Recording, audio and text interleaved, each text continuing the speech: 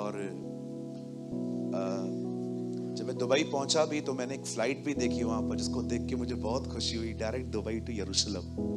यरूशलेम है ना, हमारे बाप का नगर है ना। यीशु ने सामरी स्त्री से कहा उद्धार यहूदियों में से है, क्योंकि यीशु उनसे निकला था। और जब आप जानते होंगे कि बहुत सारे रॉकेट्स उनके ऊपर डाल दिए गए, और कुछ समय के बाद एक प्रेस कॉन्फ्रेंस में वहां के प्राइम मिनिस्टर ने कहा कि हम वॉर में हैं, और इस वॉर को हमने शुरू नहीं किया है, ये हम पे थोपी गई है, लेकिन अब इस वॉर को हम पूरा करेंगे। इवन उन्होंने ऐसे कड़े शब्दों का प्रयोग किया, उन्होंने कहा जो अब हम करेंगे इनकी पुश्तें याद रखेंगी। आप जानते हैं ये सारी खबरें जो आप, मुझे लगता है आप में से भी सब लोगों ने सुनी हो। आप जानते हैं एक चीज बहुत अलग हुई है इस बार, जो कभी नहीं हुई थी।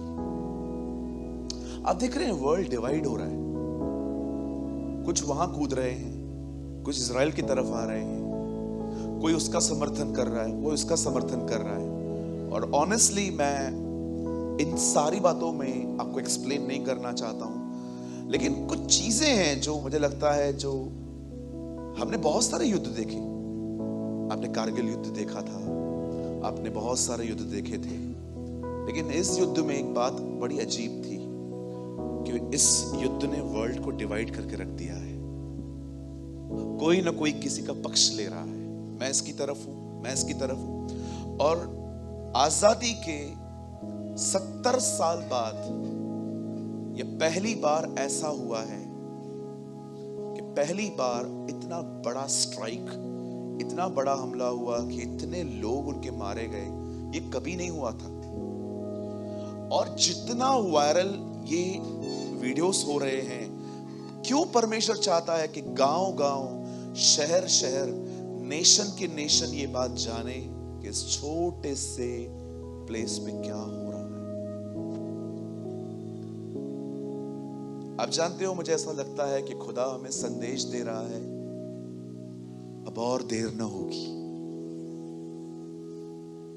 अब और देर न होगी, आने वाला आएगा और अब और देर न करेगा।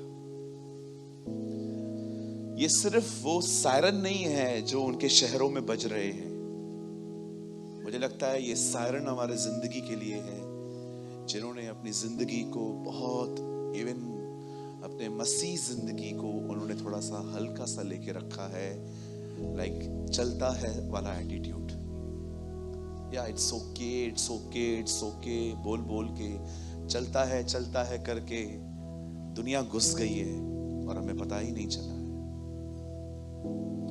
मैं आप में से जितने भी लोग आज यहां पर आए हैं, कभी आपने सोचा था कि इतनी सारी जगहों पे युद्ध होते हैं, प्रॉब्लम्स होती हैं, अलग अलग चीजें होती हैं, पर कभी कोई इतनी ज्यादा चीज हाईलाइट होती है? आप कोई भी न्यूज चला के देख लो, आपको कुछ और मिलेगा ही नहीं। हर जगह पे यही मिलेगा, गाजा पट्टी पे ये हुआ, ओ इस बेल्ट पे वो हुआ, ओ इसने ये किया, इसने वो किया, सारा दिन न्यूज ही ये चल रही है। क्यों परमेश्वर ये चीजें वायरल होने दे रहा है?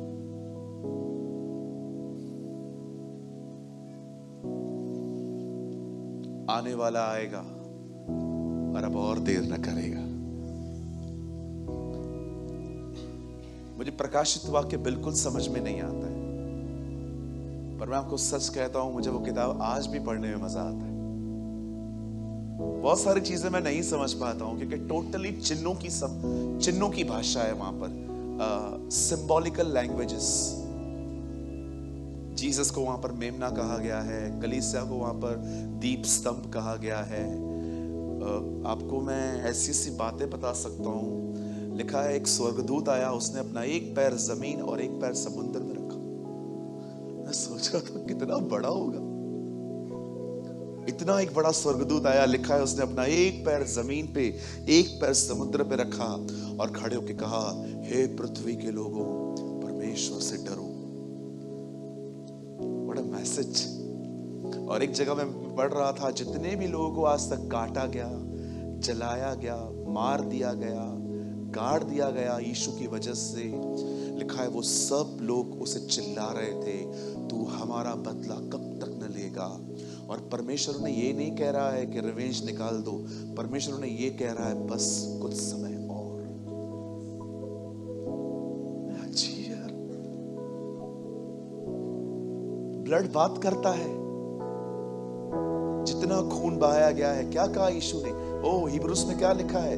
मरने के बाद हाबिल आज तक बातें करता है। मैं आप में से हर एक को कहना चाहता हूं, take the word of the lord seriously. मैं कल तक बहुत सोचता था चर्च अच्छी चलनी चाहिए, चर्च अच्छी चलनी चाहिए, चर्च अच्छी चलनी चाहिए, लेकिन अब मुझे ऐसा लग रहा है जितना मैं चर्च के लिए सोचता हूं, अब मुझे उतना ही ध्यान अपनी तैयारी पे भी देना चाहिए। कहीं ऐसा ना हो कि हम दूसरों को प्रचार करते करते समय निकम्मे ठहरे। पॉल कहता है ऐसा ना हो कि दूसरों को तैयार करते करते हम लास्ट में खुद ही डिस्क्वालिफाइड हो जाए। खुदा हमें ये कह दे कि भाई मैं तो तुझे नहीं जानता। ओ प्रभु, हमने आपके नाम से दुष्ट आत्माएं निकाली, बीमारों को चंगा किया, प्रॉफिटिक मैसेजेस, भविष्यवाणियां प्रचार की। हाँ, वो गिफ्ट थी, वो कलीसिया के लिए थी। सुलेमान व्यभिचार में था, फिर भी बुद्धि काम करती थी। सैमसन पाप में था, फिर भी शेरों को फाड़ता था। तू भी गुनाह में था, फिर भी मैं काम करता था। मैं तेरी वजह से 1000 लोगों की ब्लेसिंग्स नहीं रोकूंगा। मेरे बच्चे आएंगे, मुझसे मिलके जाएंगे, लेकिन अभी आजा, तेरे से बात करनी है। आप ये मत समझिए कि किसी सेवक को लाखों लोग सुनते हैं, उनकी सभाओं में लाखों लोग जाते हैं, चमत्कार होते हैं, मुर्दे जिलाए जाते हैं, रसौलियां निकलती हैं, बीमार चंगे होते हैं, ये सारी बातें हो रही हैं। जरूरी नहीं है कि ये बंदा खुदा के साथ है। परमेश्वर इजरायलियों से खुश नहीं था, तो भी 40 साल तक उन्हें खाना खिलाता रहा। मिरेकल्स कैरेक्टर क्लीन होने का साइन नहीं है। आपको ये बात समझनी पड़ेगी, क्योंकि बहुत सारे लोग सोचते हैं कि यहां चमत्कार हो रहे हैं, यहां भीड़ आ रही है, प्रभु वहां पर है। आप जानते हैं ब्रदर, 12 लोग वहां से निकले, 2 ने कहा खुदा हमारे साथ है, 10 ने कहा हमारे साथ नहीं है। परमेश्वर 10 के साथ नहीं, 2 के साथ था। कभी कभी परमेश्वर छोटे छोटे झुंडों में महान काम करता है। आमीन। बिल्कुल, परमेश्वर कभी कभी छोटी छोटी जगहों पे, हे छोटे झुंड मत डर, मेरे पिता को यत्ते हैं जो आपको दिखाएंगे कि वो आपके वेल विशर हैं। बिलीव करो, उनके हाथ में खंजर है और वो सिर्फ आपके बैक होने का वेट कर रहे हैं। यस, बिल्कुल। किसी ने कहा जिस पर आंख बंद करके भरोसा करोगे वही तुम्हारी आंखें खोलेगा। And I agree. Believe me, ये सच है। कोई जानता था जिसके साथ वो खाना खा रहा है, जिसके साथ वो प्रभु भोज बांट रहा है, जिसके पैर वो धो रहा है, वही उससे पकड़वाएगा। There is an example in the Bibles. खुदा के कलाम में उदाहरण दिए गए, आप पढ़ के देखिए। पौलुस दिमास के लिए लिखता है, हे लूका मेरे प्रिय भाई देमास का तुझे नमस्कार। और वही आगे चल के कहता है, देमास ने इस संसार को प्रिय जानकर मुझे छोड़ दिया है। आप विश्वास कर सकते हो, यीशु के बाद इस दुनिया के सबसे ग्रेटेस्ट प्रीचर पौलुस के साथ रहकर भी एक आदमी संसारिक था। सोचो आप क्या हो, इतना माइटी। आपको क्या लगता है कितना ऑसम प्रीचर था? आज भी अगर पौलुस आए, कितने लोग उसके साथ रहना पसंद करेंगे? ओ, मैं तो पौलुस को बोलूंगा चर्च बंद करनी है तेरे साथ रहने के लिए, मैं रेडी हूं। इतने लोगों का खुद ही देखेंगे। वैसे भी कूदते रहते, कभी यहां कभी वहां, चलेगा कोई बात नहीं, आ जाओ, मैं आपके साथ रहूंगा। ओ, मैं जानना चाहता हूं तू उस क्रूस पे चढ़ाए गए मसीह को, उस क्रूसिफाइड क्राइस्ट को तू कितना जानता है ना? कहिए अपने पास वाले को, प्रभु को जानना है। तो आने वाला आएगा और अब और देर न करेगा। तैयार हो जाइए, बहुत जल्द हम घर जा रहे हैं। आमीन। और परेशान होके तैयार मत होइए, प्रेम में तैयार हो जाइए। मैं अभी कुछ लोगों को बोलूंगा प्रभु आ रहा है, आ जाए अड्डे अड्डे। आपको लगता होगा ये लोग प्रेम करते हैं, ये प्रेम नहीं करते हैं, ये परेशान है, ये यहां से छूटना चाहते हैं। अरे अड्डे माँ तो ये तैयार बैठी, मैं तो तैयार बैठी हूं, तैयार। मुझे लगता था ये बड़ी प्रेमी है, मुझे बाद में पता चला कि इसकी सांस से इसका प्रॉब्लम है। अभी आप सोचो जिसके ऊपर कर्जा है उसको आप बोलोगे प्रभु आज ही आ रहा है,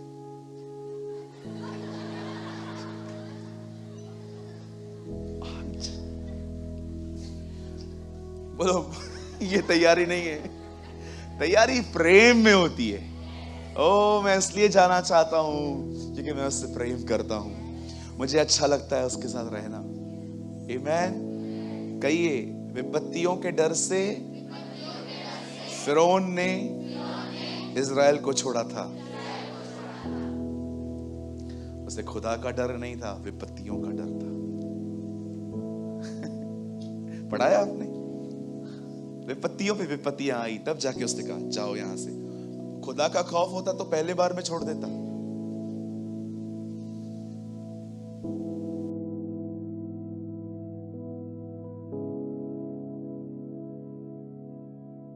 कितने लोग हैं जो सच में घर जाना चाहते हैं, वहां रहना चाहते हैं अपने अपने खुदा के साथ।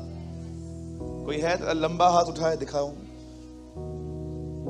चलो कुछ लोग नहीं जाना चाहते हैं, कोई बात नहीं, आपको मुबारक हो, हम तो जाएंगे, हम जरूर जाएंगे। मुझे आपका नहीं पता है, मैं तो जरूर जाऊंगा। नहीं नहीं, हम सभी जाएंगे, मैं मजाक कर रहा हूं, हम सभी जाएंगे। आमीन।